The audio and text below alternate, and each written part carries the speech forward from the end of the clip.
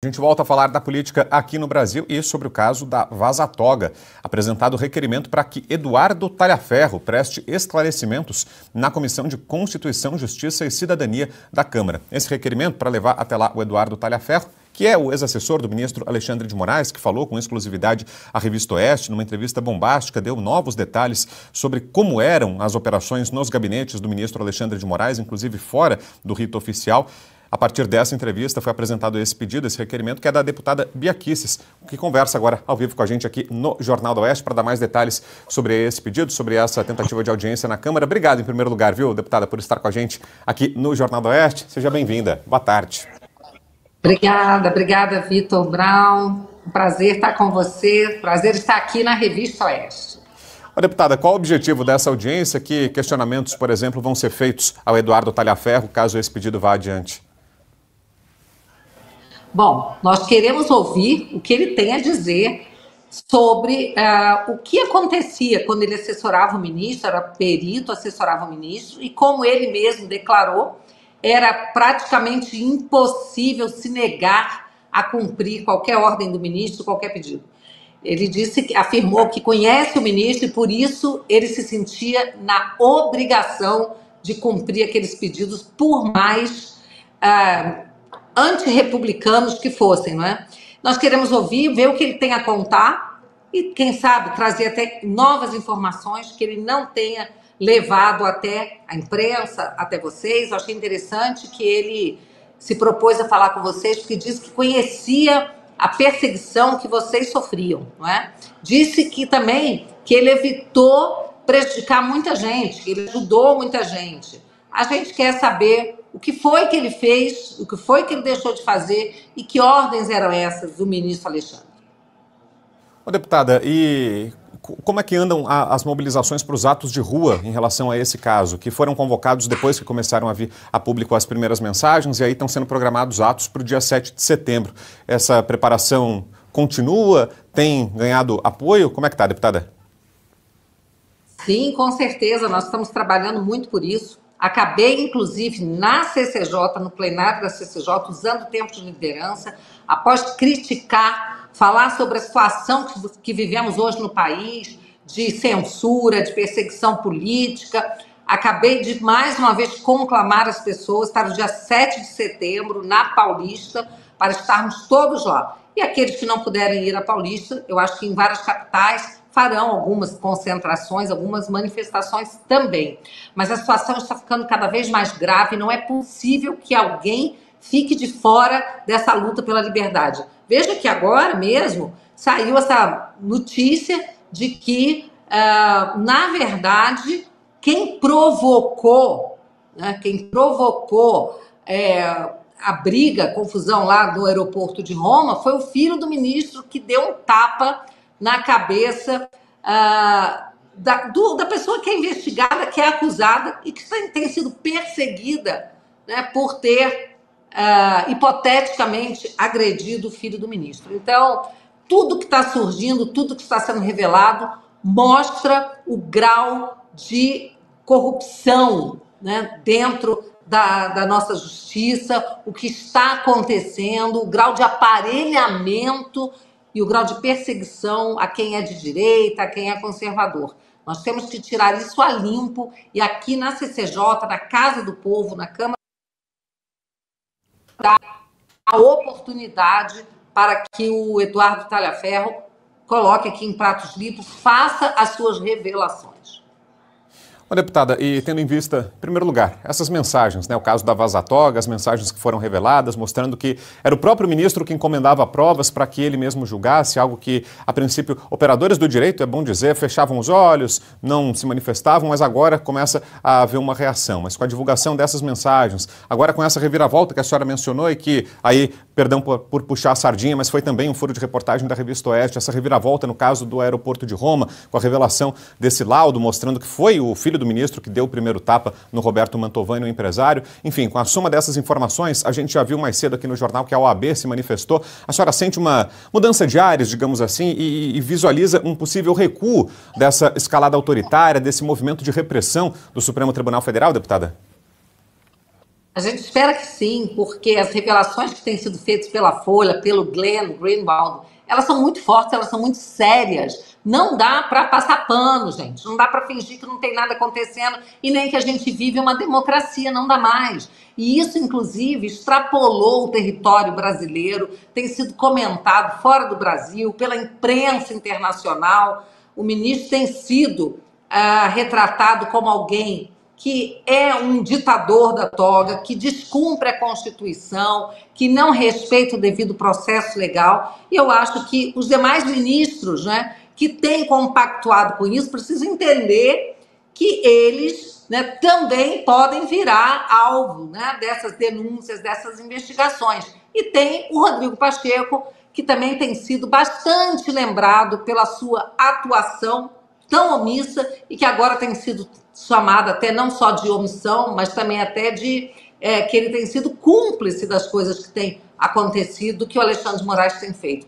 Então, ou agora, gente, agora a gente vai para a rua, esse é o momento, a gente nunca esteve com tantos elementos, assim, tudo que a gente já sabia há muito tempo que acontecia, agora veio à tona. Então, nós não podemos ficar omissos ou assistindo da arquibancada como se não fosse com a gente. Olha o que aconteceu com o ministro Nelson Jobim, uma pessoa com o seu currículo, não é? Uma pessoa que exerceu os mais altos postos dos 3 poderes, foi ministro do Supremo e que ousou discordar do ministro Alexandre de Moraes, ousou falar que o que aconteceu no dia 8 de janeiro não foi golpe, coisa nenhuma, ousou dizer que o ministro estava extrapolando, que ele não pode ser investigador, réu, promotor, juiz ao mesmo tempo. Pois foi só ele dar essa entrevista que ele foi chamado na chincha. Eu acho, como eu disse aí, que ele tomou um passa-moleque e teve que se retratar para não perder talvez o seu emprego, né, a sua posição, que é muito vantajosa no banco BTG. Mas vejam, nem o ministro Jobim ficou livre para falar o que pensa. Então, ninguém de nós está livre para expor a sua opinião, para falar, para criticar. E quando você não pode criticar alguém, você pode saber que esse é o ditador. Daí falando no Supremo Tribunal Federal, hoje estava prevista para ser analisada na CCJ, né, que é a Comissão de Constituição e Justiça da Câmara. A senhora, inclusive, disse que fez discurso lá agora há pouco. Estavam previstas para serem analisadas, aliás, 2 propostas que tentam colocar freio, né, na atuação do Supremo Tribunal Federal, mas a votação não aconteceu hoje, teve um pedido de vista, deve ficar para setembro essa votação. Queria que a senhora explicasse para a gente que propostas são essas, se acredita que podem ser mecanismos eficazes nessa contenção, nesse reequilíbrio de poderes, e se acredita que, quando forem a voto, vão ser aprovadas. Sim, com certeza. Uma delas era a PEC 8, que veda, né, as decisões monocráticas, ou seja, no Supremo Tribunal Federal, nas Cortes de Justiça, nos Tribunais de Justiça, você tem que prestigiar a natureza colegiada. Então, quando houver uma liminar, ela precisa ser submetida imediatamente à Corte para que ela possa ser referendada. Essa é a PEC 8, o relator é o deputado Marcel Van Hatten. A segunda PEC, de relatoria do deputado Luiz Felipe Orleans Bragança, que é a PEC 28, né, ela também ela prevê que, quando o Supremo Tribunal Federal, em sua decisão, usurpar competência do Legislativo, que o Congresso pode sustar essa decisão, não é? Assim colocando, né, fazendo funcionar o sistema de freios e contrapesos. A esquerda está desesperada, fica chamando isso de PECs da vingança, não tem nada a ver com vingança, tem a ver com a gente ser responsável, né, resgatar a atribuição do Congresso Nacional, que hoje está completamente de joelhos perante outro poder. E também, nós, pela votação, né, houve pedido de vistas, por isso que não foi votado, isso é regimental. Após 2 sessões do plenário, ela volta para a pauta e nós iremos discutir e votar essas PECs. Eu acredito sim que a gente tem muita chance de vitória, até porque os requerimentos de retirada de pauta perderam todos com uma margem muito grande de vantagem para quem votou para prosseguir com esses temas na CCJ. Então, vamos aguardar. Esse tema está urgente, né? E eu acho que, diante de toda a tirania, de todos os abusos de poder que têm sido perpetrados, a maioria das pessoas aqui na casa quer sim botar um freio de arrumação. Muito bem. Ô, deputada, deixa eu trazer uma outra participante aqui para a conversa. Ó, já está conectada aqui para participar também do Jornal do Oeste, a nossa Ana Paula Henkel. Ela quer falar com a senhora também. Tá por aí, Ana? Pronto. Boa tarde.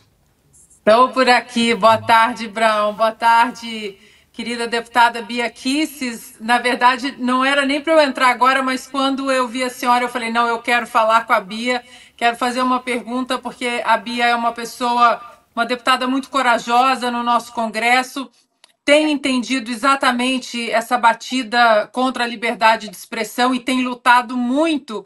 Então, deputada, a pergunta que eu queria lhe fazer é a seguinte, que eu tenho sido um disco arranhado em relação à extinção do foro por prerrogativa de função, porque Bia, enquanto tivermos o foro por prerrogativa de função, o Supremo Tribunal Federal e ministros que cometem ilegalidades e inconstitucionalidades, como Alexandre de Moraes, ficarão segurando parlamentares, né, com aquela cordinha no pescoço, uma arma na cabeça, não mexam aqui, senão eu posso até abrir um inquérito, uma investigação de ofício, como a gente tem visto que está acontecendo.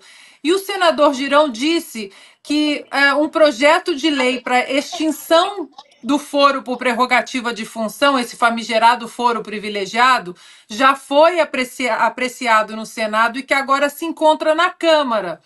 A senhora tem alguma notícia desse projeto? Como podemos fazer mais pressão ainda para que ele saia da gaveta de Arthur Lira? Porque eu acho que seria uma independência muito grande do Congresso, deputada. A senhora não acha? Oh, Ana, eu quero inclusive te parabenizar, dizer que estava assistindo a sua fala no 4x4, você falou desse tema. Eu concordo plenamente com você. De ontem para hoje eu dei várias entrevistas para dentro e para fora do Brasil. Em todas elas eu falei que é fundamental que a gente acabe com esse foro privilegiado. E numa reunião ontem mesmo da oposição com a minoria, eu trouxe esse tema à baila e falei, essa tem que ser uma das nossas prioridades.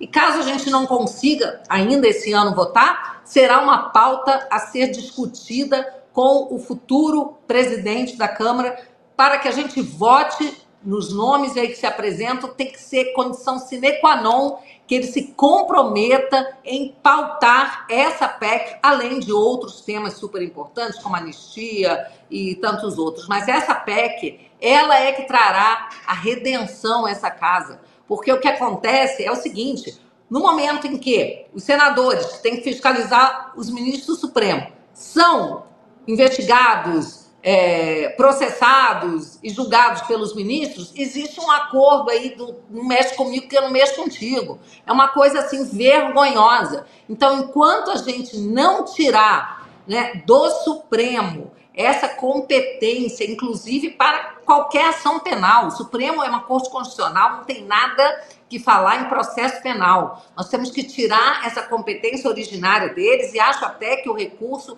deveria ir somente até o STJ, nem passar para o Supremo e deixar o Supremo cuidando daquilo, né, para o que ele foi criado, cuidar da Constituição.